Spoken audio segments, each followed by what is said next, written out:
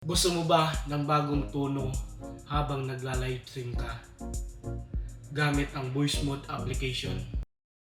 Meron akong ituturo sa iyo.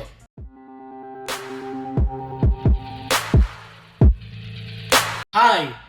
My name is Websting. Welcome to my channel. Please like and comment, and also follow me on my social media accounts, Facebook, Instagram, Twitter, and YouTube. If you want to see more videos, please click the subscribe button below. Okay, handa ka na ba paano gawin at palitan ng boses mo gamit ang Voicemod application? Umpisahan na natin. Mag-open ka ng web browser kung saan ka ngayon. Pumunta ka sa google.com at i-search mo ang application na Voicemod. I-click mo ang website at puntahan ito at i-download mo ang app for free. Matapos ma-download ang application, ito'y puntahan sa download folder at i-install ang Voicemod app. Matapos na, subukan gamitin ang application kung ito'y gumagana.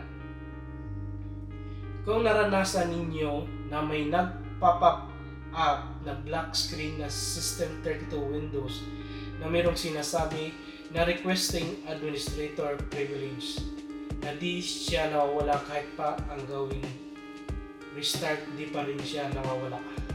Hindi po kayo nag-iisa, naranasan ko na rin yan. Kaya nandito po ako para ituro sa inyo kung paano gawin.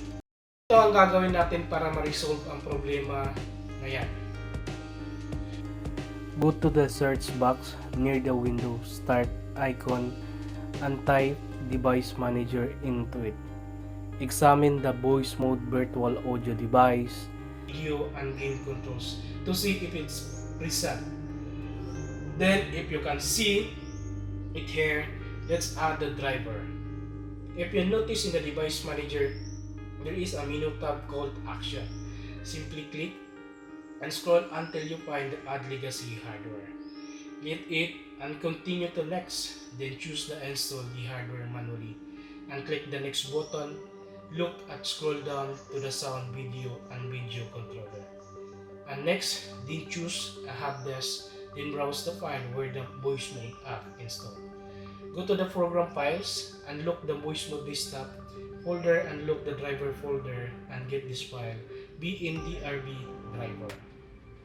Napakadali lang i-set up ang pagpapalit ng boses. Enjoy your new voice using the Voicemod app. See you on the next video.